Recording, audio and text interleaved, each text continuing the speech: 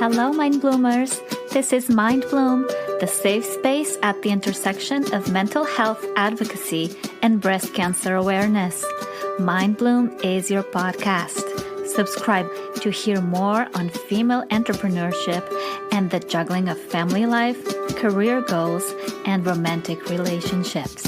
Not an easy task, especially if your physical and mental health need a big hug right now.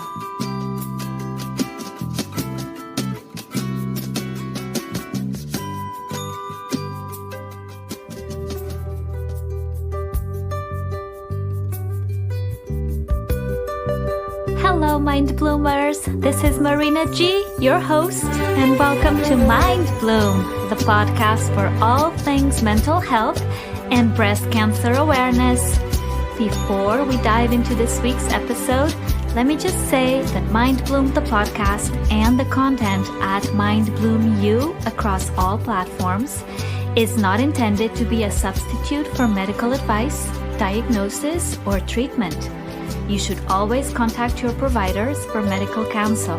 Never disregard any medical treatment or delay seeking professional help because of any content authored or distributed by Mind Bloom.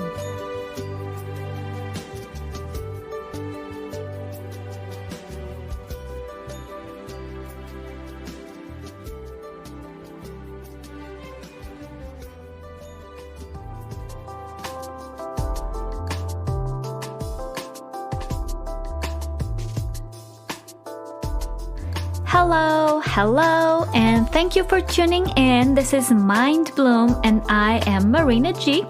So thank you for stopping by. If this is your first time, you are so welcome to Mind Bloom.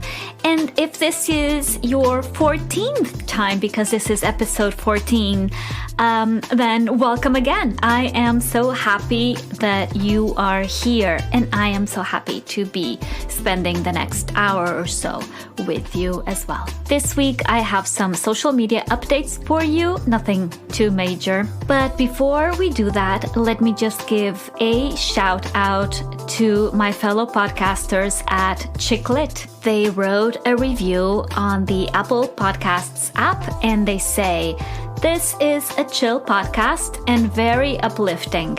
I always need a podcast that is going to make me happy and help me be motivated, and Mind Bloom has definitely given me that. It's such a chill vibe." Thank you, ladies at Chicklit Podcast, so much. I am a big fan, as you know, and we are connected on Twitter and Instagram. I love what you do. I listen to your podcast, and I appreciate it so much that you've taken the time to write Mind Bloom a review and spend some time listening to it. So thank you so much.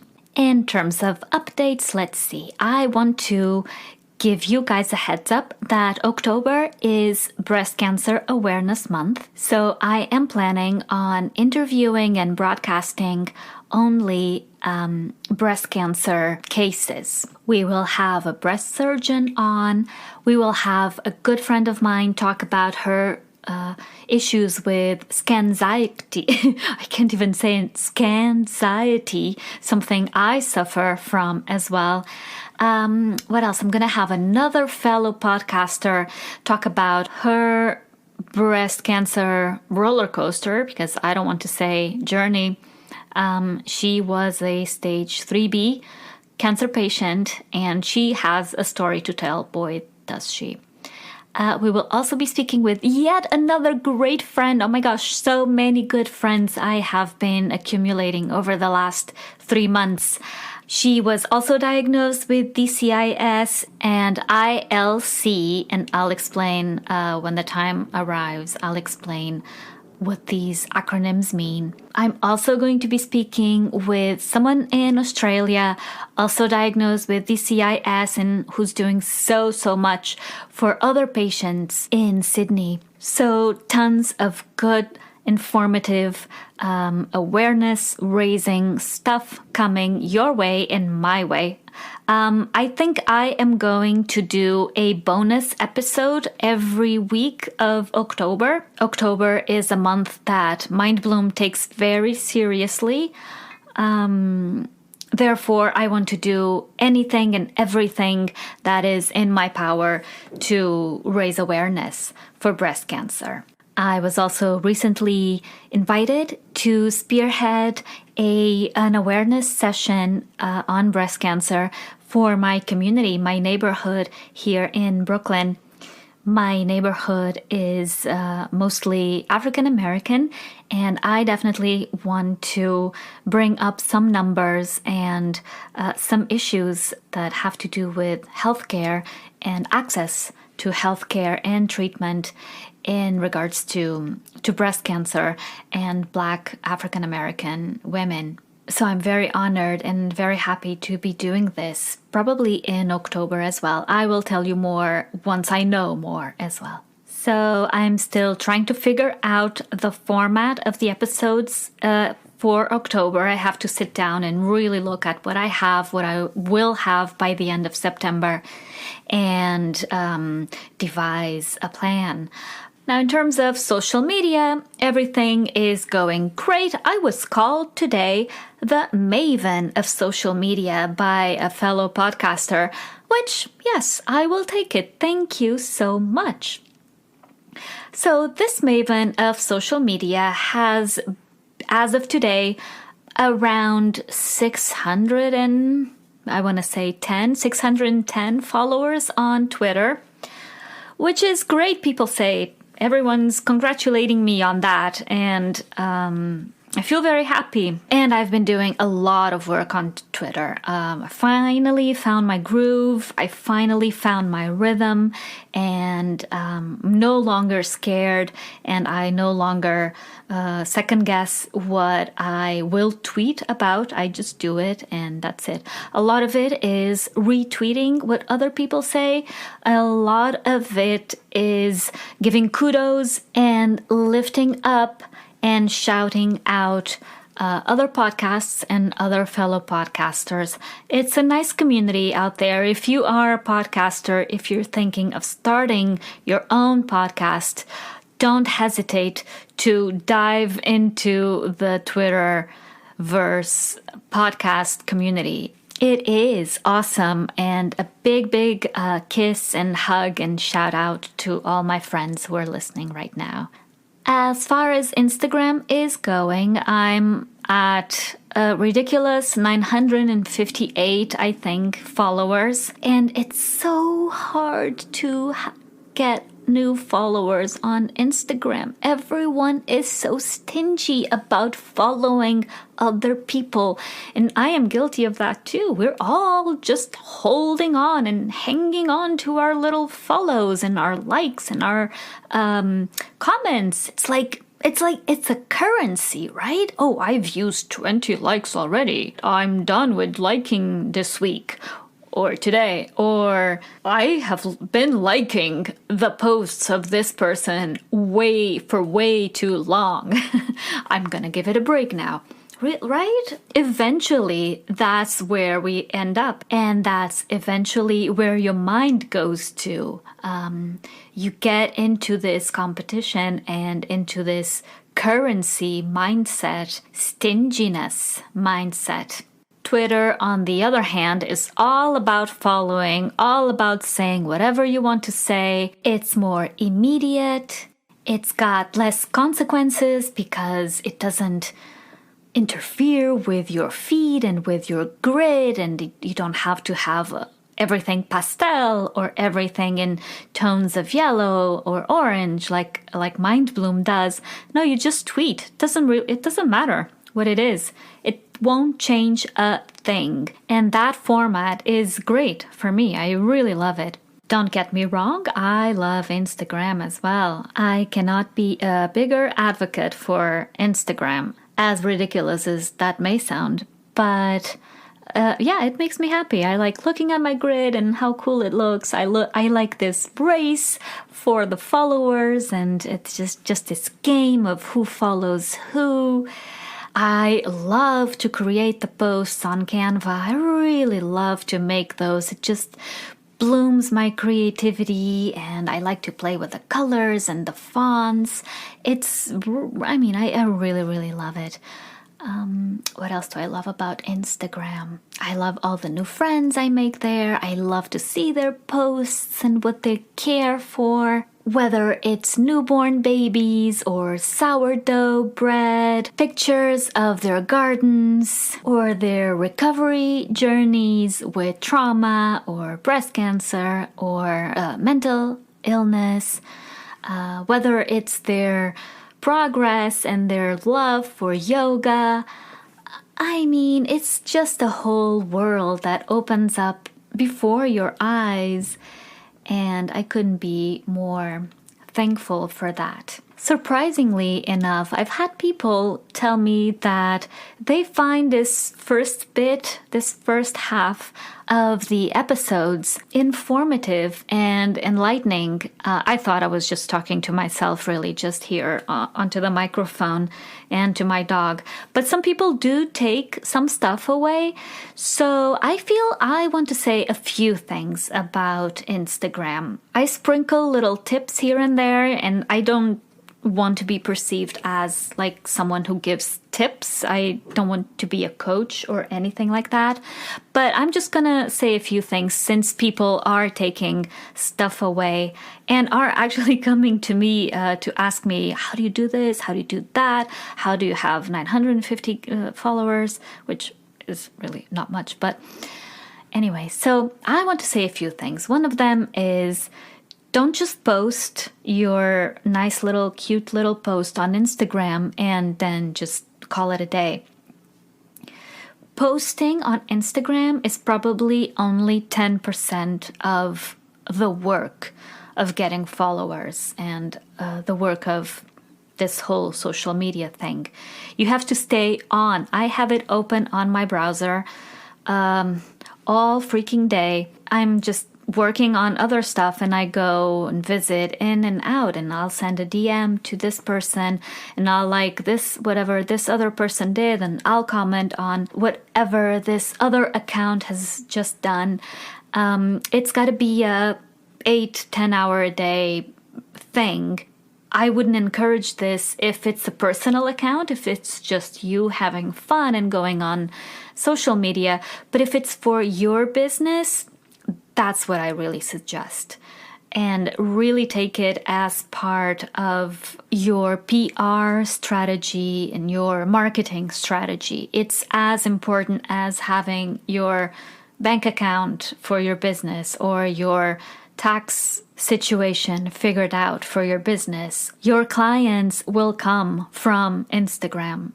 Believe it or not. Trust me, they will. And you want to be proactive. You want to be looking for them. They're not going to fall on your lap. Unfortunately, not anymore. The competition is way too big. So the cycle should go like this. You post and you stay on there. You wait for people to like, and most importantly, you wait for people to comment on your on your post, and you comment right back. Now, comments, very important. They should not be only emojis, and they should not be something like, oh, fun, or love this, or beautiful, or amazing. No. They should be full sentences in English. So something like, I love what you're doing. This is amazing. I've learned so much from you thus far. I don't know. I am making it up. But it's got to be long. At least, I like to say, at least 4 words long, which is not that much, really, if you think about it. And then you can sprinkle an emoji or two, but if you only comment with emojis, it's not going to take the conversation, your engagement, very far. So imagine someone comments on your post. This is great, how cool, I love it. Awesome. You reply by chatting this person up and you ask them a question. Thank you so much. This is great. How have you been? Or I love your page as well. Where do you get your inspiration? Something like that, so that you can drive the convo. All right?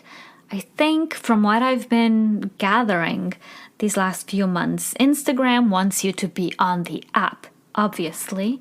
So the way you stay on the app is by talking with others, by commenting on other posts. And it won't cut it if it's just emojis, if the communication is really not, real, effective, and engaging in the real sense of the word. And what do you do if people don't comment that way on your posts?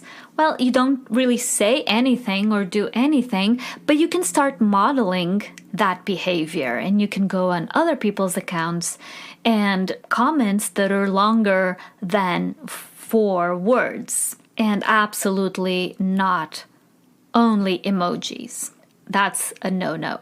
Something else I'd love to see more on Instagram is more mentions. Why are we all so stingy at mentioning and appreciating others? I try as much as possible. Also, I don't want to be spammy about it, but I try as much as possible to not just tag. Tag is complicated. It's mentioning. This post, I made it because it made me think of this friend at blah, blah, blah. Why not? I mean, is it really going to take away from your own merit, the value of your own account? I don't think so. So I try to do that as much as possible, as much as it is realistic.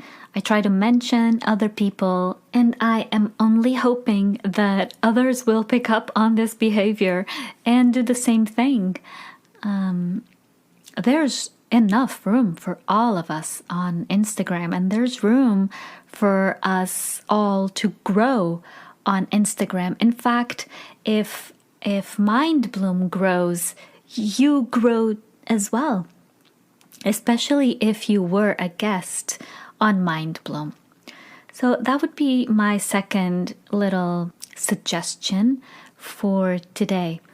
But don't take it too seriously. This is just something that I have been thinking about and something that I have been noticing. I could be wrong. I really don't understand how Instagram works. But from my understanding, you do need to spend some time on there. Not the same as Facebook and Twitter and Pinterest. I guess we could leave those for another day.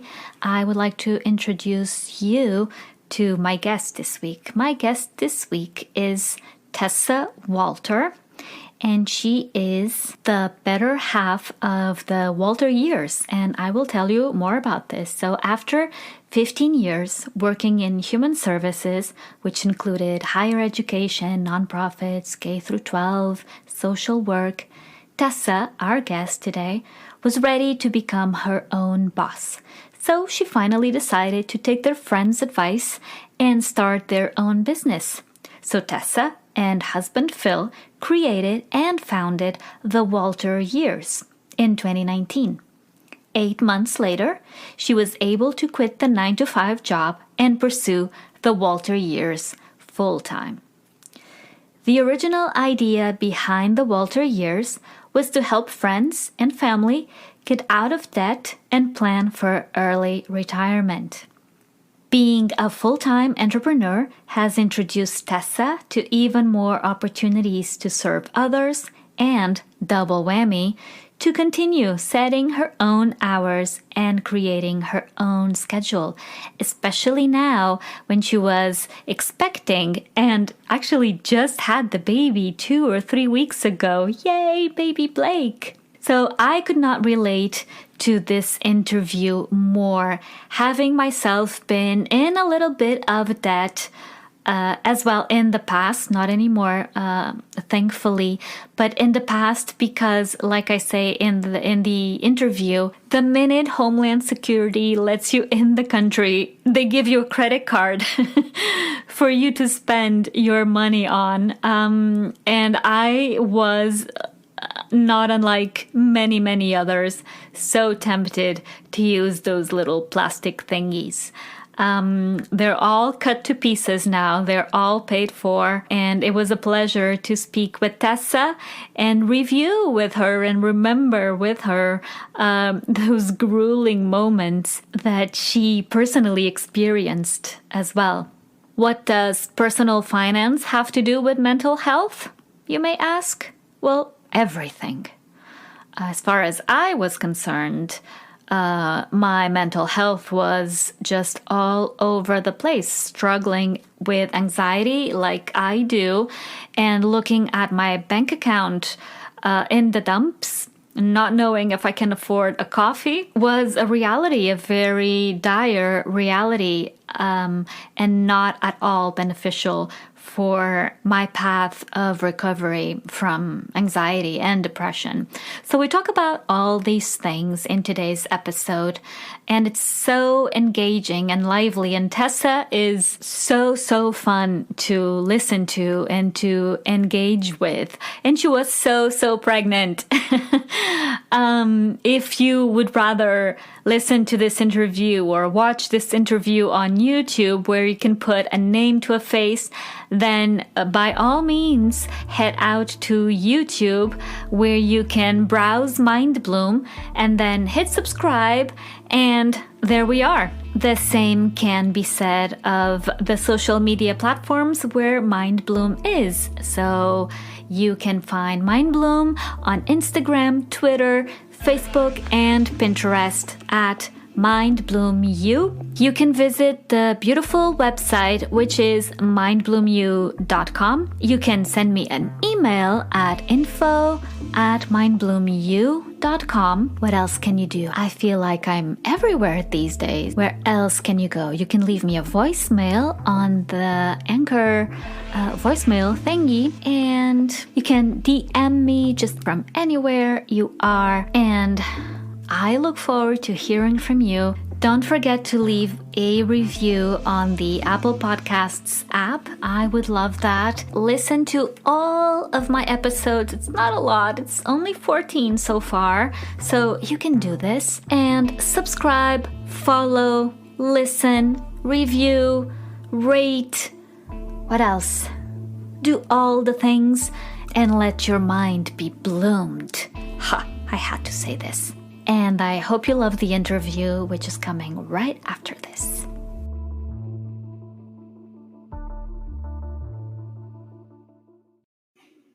Guys, if you haven't heard about Anchor, it's the easiest way to make a podcast. Turns out it's free. There's creation tools that allow you to record and edit your podcast right from your phone or your computer. It will also distribute your podcast for you so that everyone can listen to it on Spotify and Apple Podcast and many, many more. And guess what? You can make money from your podcast with no minimum listenership. It's everything you need to make a podcast in one place. So go download the free Anchor app or go to Anchor FM to get started.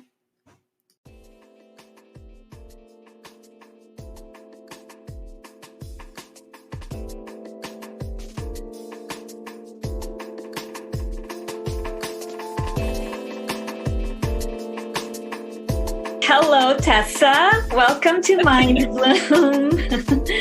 Hello. I'm so excited. Yes, I'm so excited to have you. So you're Tessa Walter from the amazing The Walter Years, and we'll find out so much more about that. But first, I want to ask you, what makes your mind bloom, Tessa?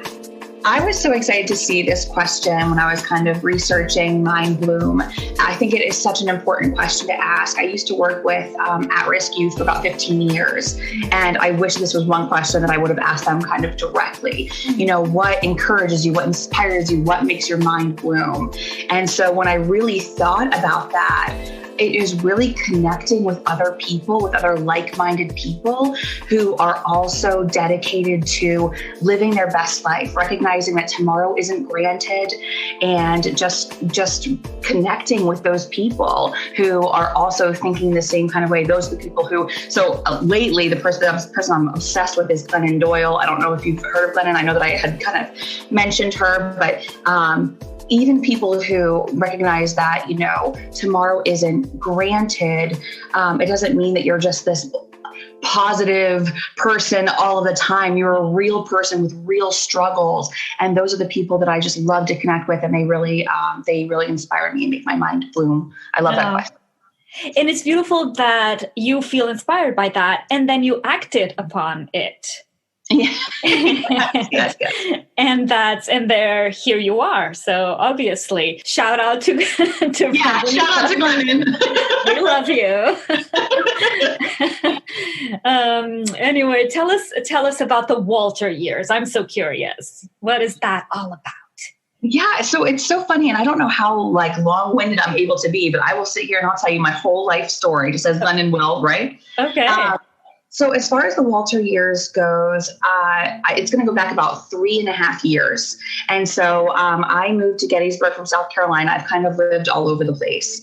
And I moved to Gettysburg for a job, and I met a boy. That's how it always goes, right? I met a boy, and he was so serious. I had never had someone who was he was serious and intentional about dating me. And I had not been used to that kind of dating before. And so on our 4th date, he was like, okay, I need to have a conversation with you. What are your goals?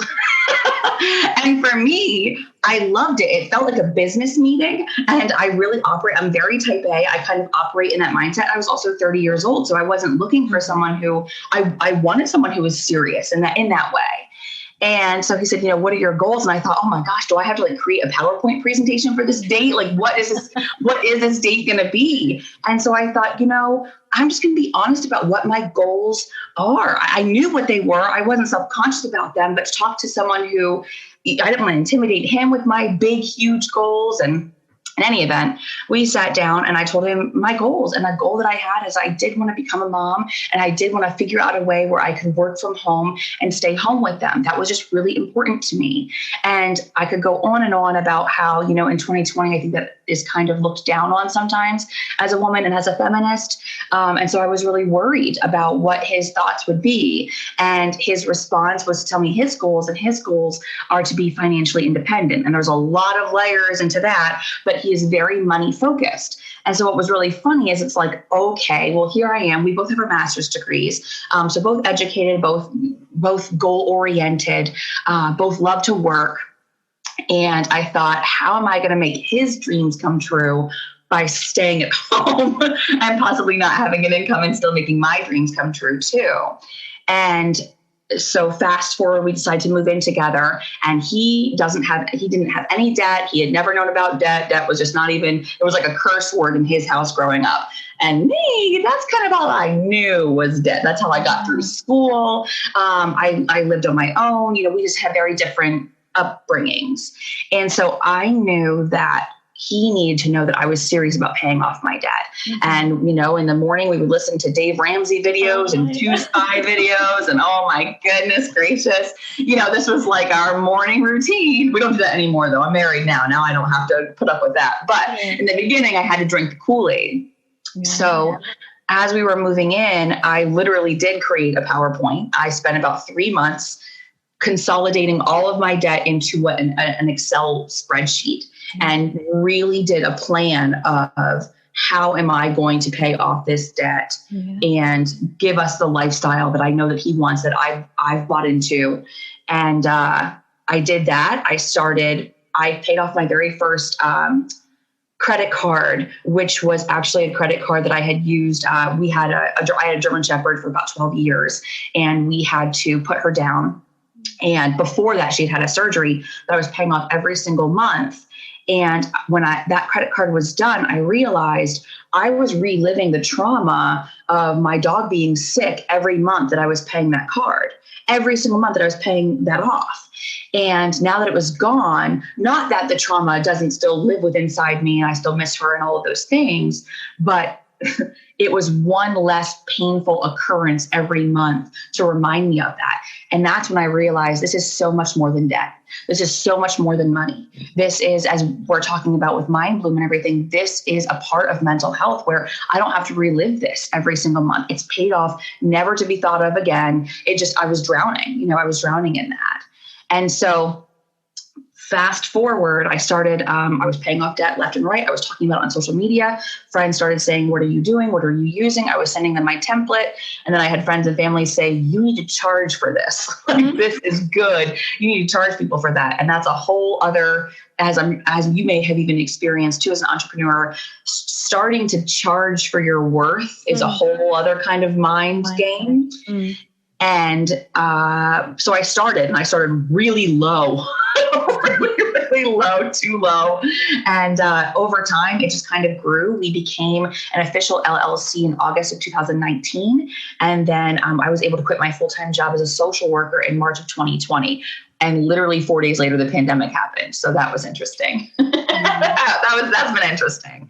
But that's the background of the Walter years. Is I kind of had my own journey with financial literacy and financial wellness. And then I've been the past year really dedicated to helping other people grasp those things too, and get out of debt and recognize how much different life can be when you're not swimming in it. Absolutely. It's what Dave Ramsey says. I'm a big fan too. There's always a period in your life where you have to stop by Dave Ramsey's. Right. Where he says, you free up this amount of money monthly to do other things, to do the things you love and to do the things you like.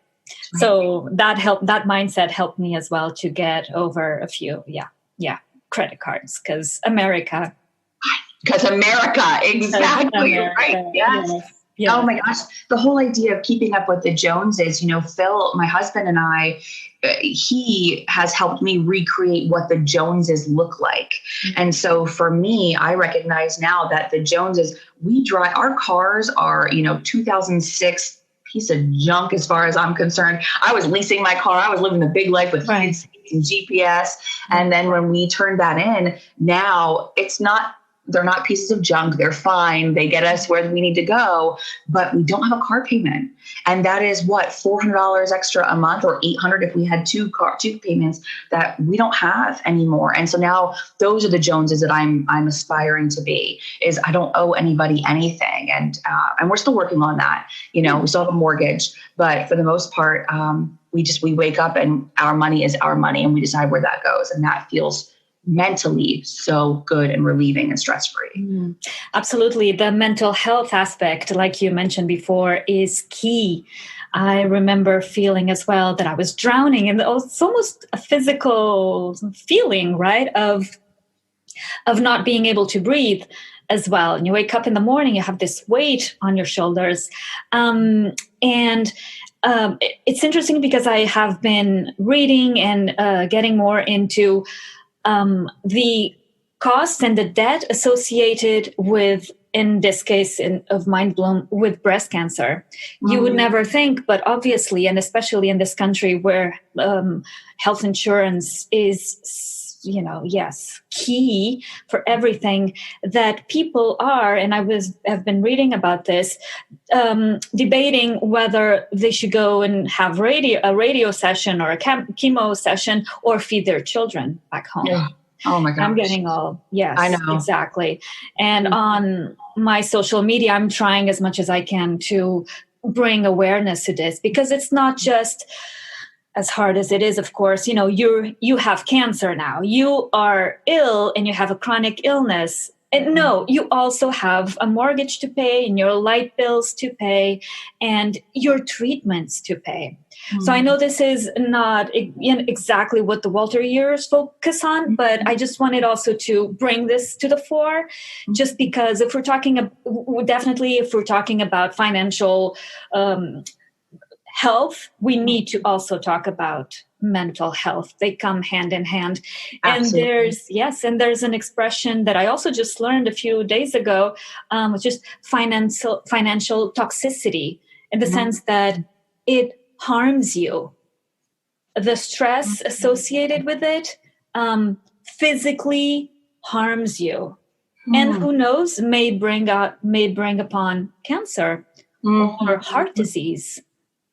Or actually write that down, financial toxicity. I find that fascinating because I believe it. I mean, as a former social worker, we talk a lot about ACEs, which is the idea of the things that have happened in your childhood stay with you. And if, if your parents were screaming, that is inside your body and affects your DNA. And I don't see why financial health would be any different. Of course, if every day you're waking up and you're stressed and you're feeling that weight, of course, it's going to affect your organs, your brain, your everyday life, your marriage, everything. Yeah, that makes sense. Everything, even the food you intake as well. Absolutely. So yeah, we could go on and on and on. That's why I wanted to bring you on, because I know financial literacy is something that cannot stay away from Mind Bloom and from mental health awareness. So this is just great. So tell me more. I want to hear more about the Walter years. It's been so much fun to work on my own hours, work on my own schedule, be my own boss, and still have that feeling of being needed. And when I, pick up my phone, I'll have a text message from a client being like, hey, so we want to get married this year, but we're $160,000 in debt. How can we make that work? I'm like, okay, let's talk about that. Let's talk about it. So it's really checking a lot of boxes right now for me. And how has the Walter years changed or evolved or progressed in the last, let's say, 4 months? So the Walter years, we became official. It was actually at my bachelorette party in July of 2019. It was at the end of July. And my husband, he is the brains behind it as far as the logistics. So he makes sure that I don't end up in jail, which I really appreciate. Which is really great. And I get to be the creative mastermind, which is wonderful. It's what I do best. So he texted me. I was literally in a pool with all of my friends, and he said, "Hey, we're official." And I thought, "Hey guys, I have an LLC." So that was July 2019, and then March. It was probably about January timeframe. We just found out that I was pregnant. Things were, like I said, kind of wrapping up for me at my job, and I recognized that it was time to quit. And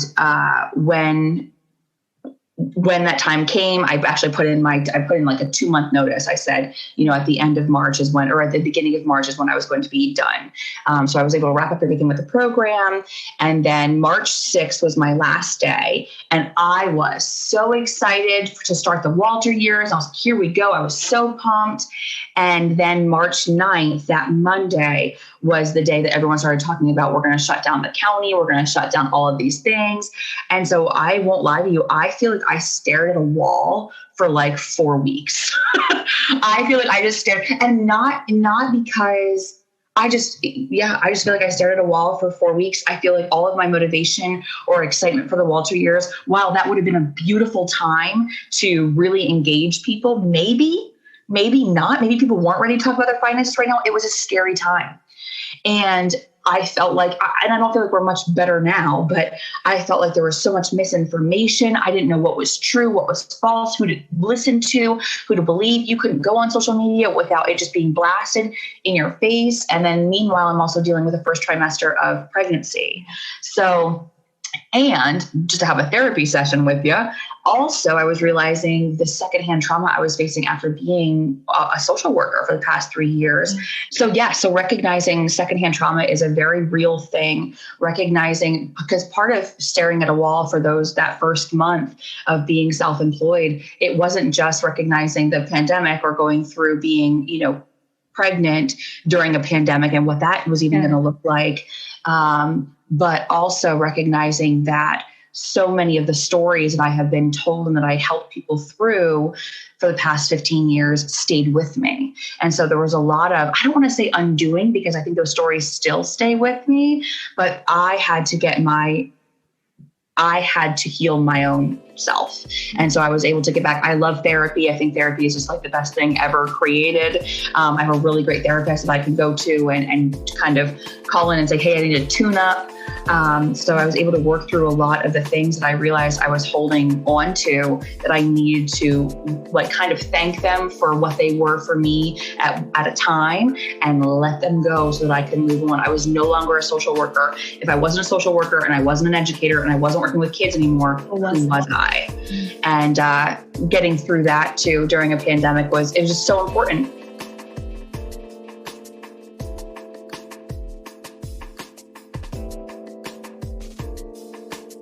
I am definitely a talker, as you know now. I am definitely a talker. I always have something on my mind, but that was probably the most quiet I've ever been for the longest period of time. And it was necessary for me.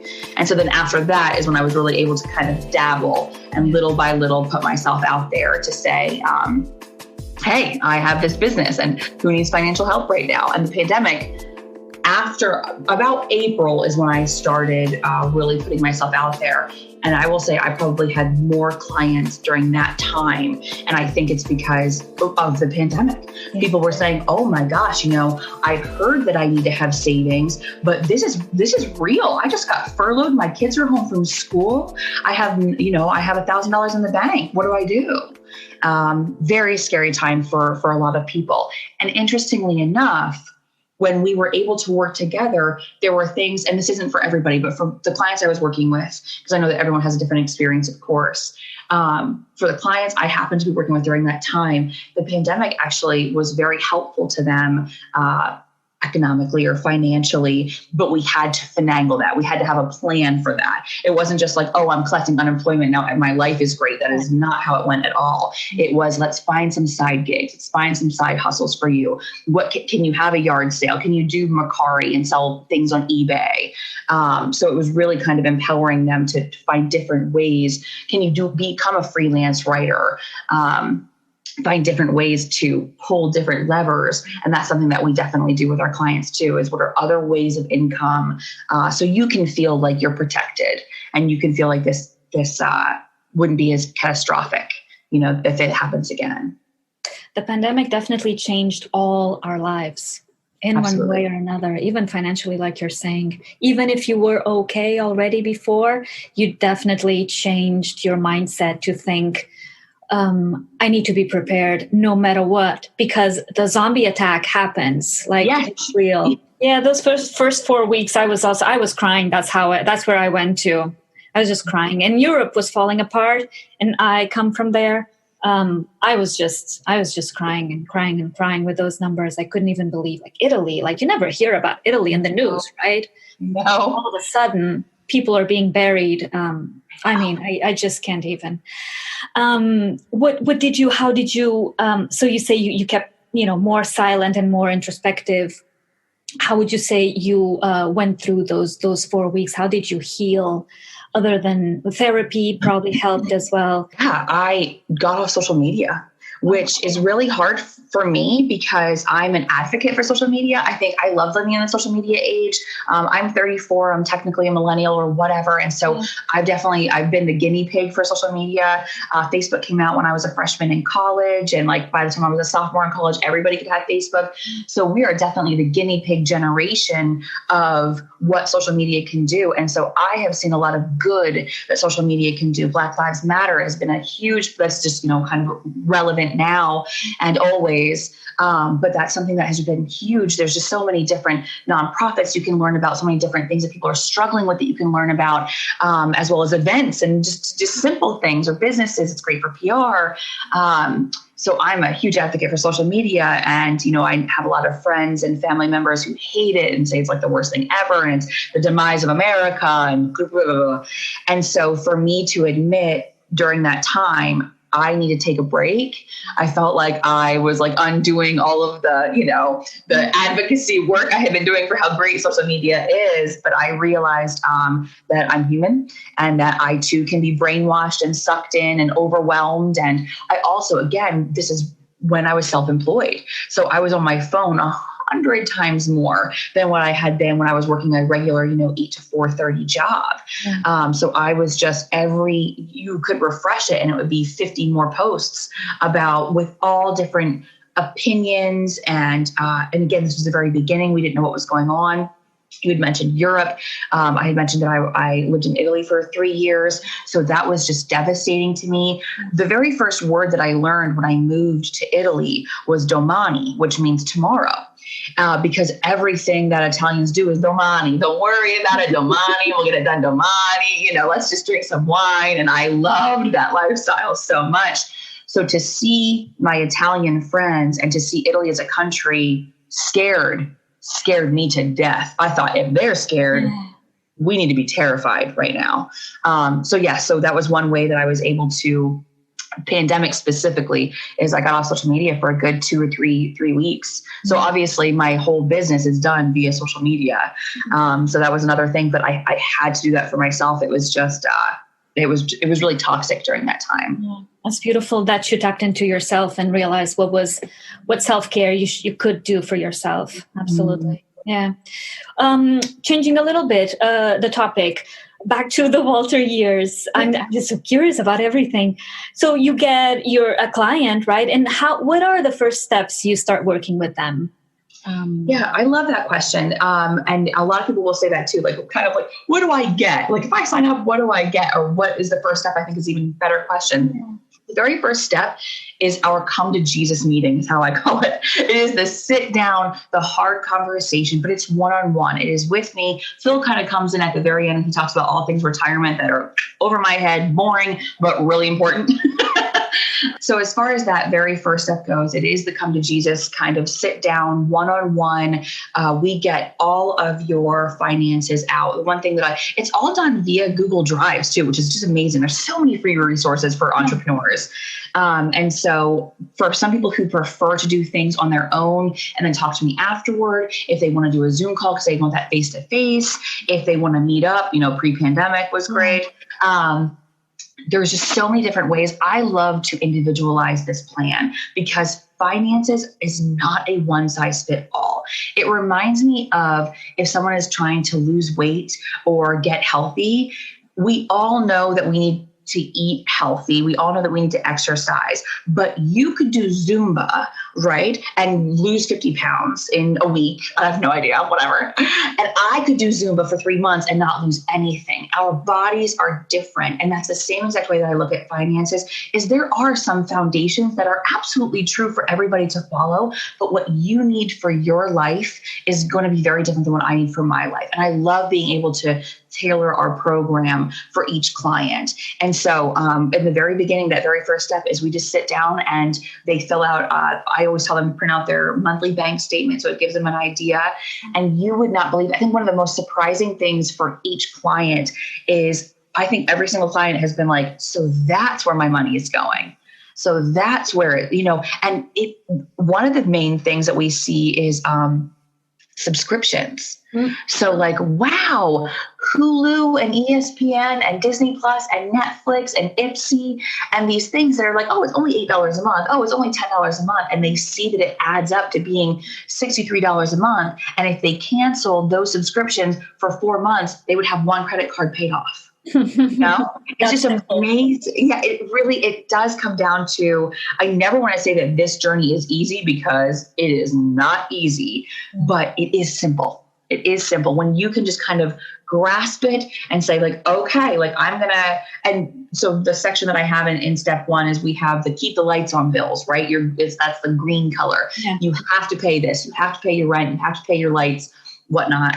And then I have the red section, which is debt, which is ugly, dirty, horrible. And then we have the blue section, which is our negotiables. So that's where Netflix and things like that can kind of go into. And I'll have people who say, oh, Tessa, I have to get my hair done, every 3 months and it's $160 or whatever else it is. And I say, okay, that is in your blue column. We will put that up to the green because you're saying you absolutely have to have that done. But what's really cool is numbers don't lie. And if at the end of all of your green, you can't get your hair done, I don't know what to tell you. We need to find a different lever, we need to find a different lever to pull.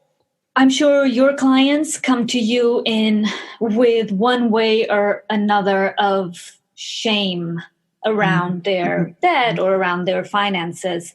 How do you work around that, if you do?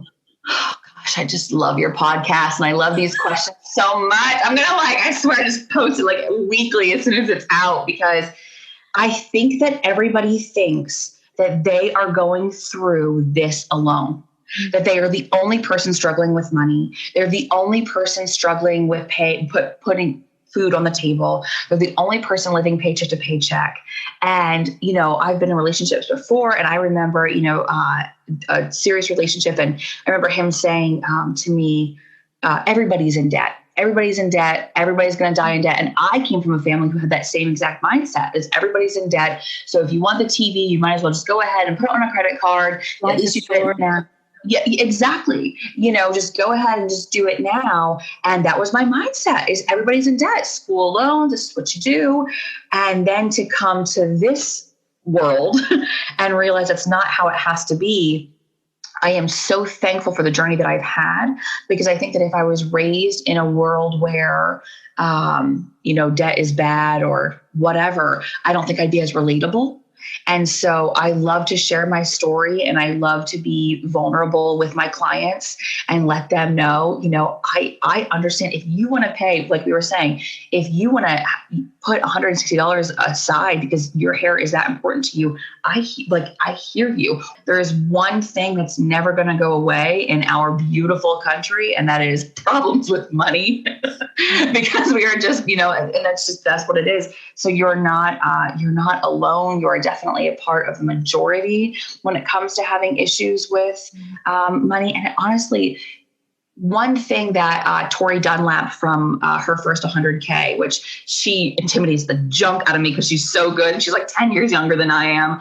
And one thing that Tori Dunlap will say is, stop telling yourself that you're bad with money. You're not bad with money. You are learning. You are in the process of learning. And I think that's really, really important to understand and to remember, is that you're not bad at this. You're not dumb. Don't blame it on that you weren't taught things. You were learning, and you're going to continue learning. And as I will continue learning, we will continue making financial mistakes. It's going to happen. Ultimately, it is their decision. Yeah. Absolutely. Yeah. You have to let go too. Yes. Well, and I think that's a really empowering thing too, to recognize that your finances are in your control. As soon as you recognize that you don't work for money, money can work for you. Yeah. That is really just an important thing to grasp, but it's a journey to get there and to understand. It is a journey, and it is so close. Again, I want to bring this back to mental health, because I remember being that person. Oh, I'm so bad with money. I'm just going to go on Amazon because there's no hope for me. I'm just so bad with money. And that's the same with, I'm not worth it. I'm not worthy. I'm not lovable. I am alone. All these, quotes that are around there these days, but they are true. And it's a mindset that as soon as you shift the mindset in your head, because now I think I am great with money, Yes, good. Yes. And, obviously I even lost my job 3 months ago, but so obviously I'm struggling, but I'm controlling. I am in control of my expenses.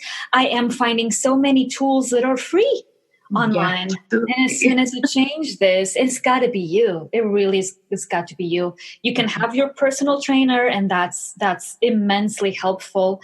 But at the end of the day, it's you who's making the decisions. Yeah. Absolutely.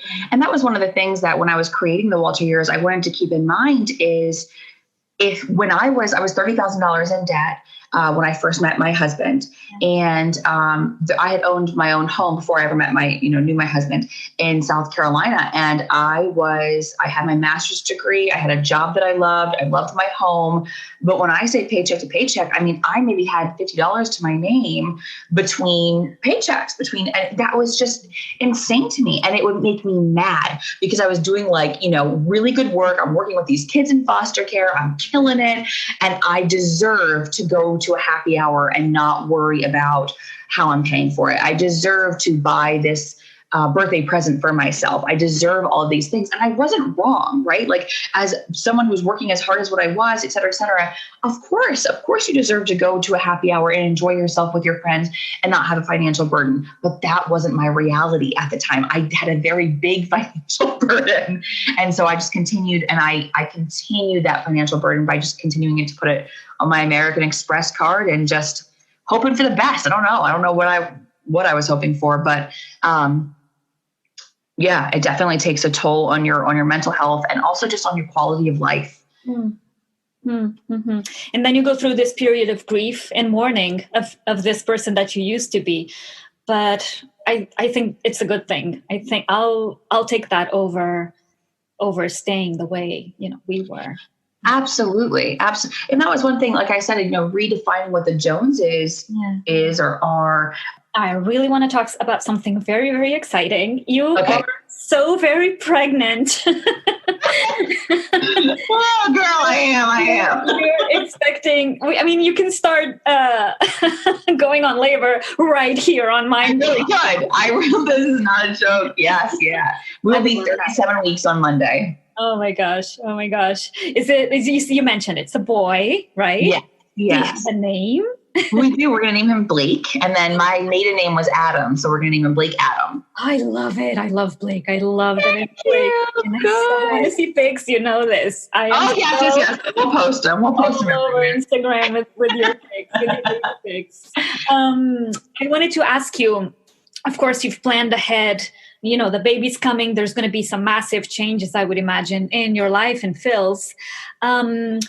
Nevertheless, what some steps have you started working on, to make it easier, I guess, with your LLC? Yeah, like balancing the business and mom life. Right. So something that I am thankful for, and again, I'm only talking from my own lenses and my own experience. So I'm 34, having my first child. And because of the experiences that I've had, again, like being involved in military lifestyle and otherwise, I have seen a lot of friends, family, acquaintances have kids much earlier on. So I'm having my first kid, and I have some friends who are sending their kids to 5th grade. Yeah. Something that has been a blessing in quote unquote waiting to have a baby is I've been able to observe parents and especially moms, and as my friends, of course, who I love. And mom guilt is such a real thing. And to watch my friends feel guilty, whether they are with their kids and they feel guilty that they're not at work, or if they're at work, they feel guilty that they're not with their kids, or if they're doing both, they feel guilty that they're not with their husband or whatever, or their partner, whatever that may be. And I am, my heart goes out to them because I can identify, I can empathize very much, but because they've been vulnerable and shared their stories, or I've been able to observe that, I am going to try my dark. That was kind of the encouragement that I had to start a YouTube video that has nothing to do with finances. I mean, at some point we'll talk about finances, I'm sure, but I just have a lot of ideas in my head of the mom that I don't want to be or the mom that I do want to be. And so those are the kind of videos that I started just playing around with on my phone to say, I don't want my kid to have screen time, and let's see how well this age is, that kind of stuff. But for this is one that I want to be very intentional about, where I recognize that if I don't do anything for my business for 4 days or whatever time period that is, and every day that my husband comes home from work, our son is laughing and joyful and healthy, that is my win for the day. And I've waited so long to be a mom, and I don't want to forget how important these years are, because I know they're going to fly by. I know I'm very conscious of that. And so work will always be there. It will always be there. And I look forward to it. I don't want all the work that I've kind of put into building this business. I obviously don't want it just to go away. And the Walter years I'll get back to in 6 years when they're in school or something. But I have faith in myself and in my marriage that I'll be able to, I pray that I'll be able to say, I'm also a planner girl, so I will let Phil know, hey, this Saturday for 8 hours, I'm doing my work. Yeah, I'm doing my thing. But I want to be very gentle with myself during this time, because I've seen so many, I can't tell you how many lunches and brunches I've been to with girlfriends who are like, oh my gosh, I haven't done this since since my child was born, and their child is like, I don't know, freaking 16, like, how have you not been to brunch with your girlfriends? I want to, make time for myself. And I also want to give myself grace that if the biggest thing that I accomplished that day, you said it recently on a podcast, and the biggest thing you accomplished that day is, keep your child alive. is keep your child alive. But that is going to be my win. That is going to be my win. His happiness and his joy. I want to take so much pride in that, because he also, after working with youth in foster care for as long as I have, I know how important this time is. And I know how important my role is in his life. So and I hope that, moms that are listening, I hope that they feel this to their core and they understand, when your child is smiling at you, like that is your boss saying, good job. That's your boss. That's the only validation that I hope that I need. Yeah, it's the formative years. Their brains, their minds are going to be shaped by your household, and it can make or break. I mean, we Absolutely. All know, and therapists more than anyone, we all know. Before we go, I want to invite you straight out to come back in a few months. Show us baby Blake, but also tell us how you're doing, how the Walter years are going and thriving, and give us, an update on your recent newly mom life and how you plan around all of that, because that's also important for our listeners, right? Absolutely. Yeah, absolutely. That's the whole idea of the YouTube channel that I was thinking about, is like, how well is this going to age? So I'm sitting here saying like, I'm going to give myself grace and watch in like 5 months. My hair is going to be crazy. There's going to be no makeup. I'm like, girl, there's no grace. There's no grace. Tonic at 8 a.m. Exactly. Lord, be with me. Yeah, we'll see. We'll see how well it ages. Regardless, I'll still love you. I'll still want you on. You're good. The tonic and all. I appreciate that. Thank you so much. Of course. This was such a pleasure. Go have your baby. God, I hope so, man. I was keeping my fingers crossed. I was like, Blake, please stay in there. I mean, I just can you imagine that email? I can't believe your podcast. I'm in labor. Or like if I tried to do it from the hospital room. Because I would chase you down, Tessa. I probably would try to do it. In between breathings. I mean, why not? Yeah. All right. So we'll stay in touch. I wish you all the best. Absolutely. Thank you so much. All right, Tessa. Bye-bye. Stay well. Okay, see you. Thank you.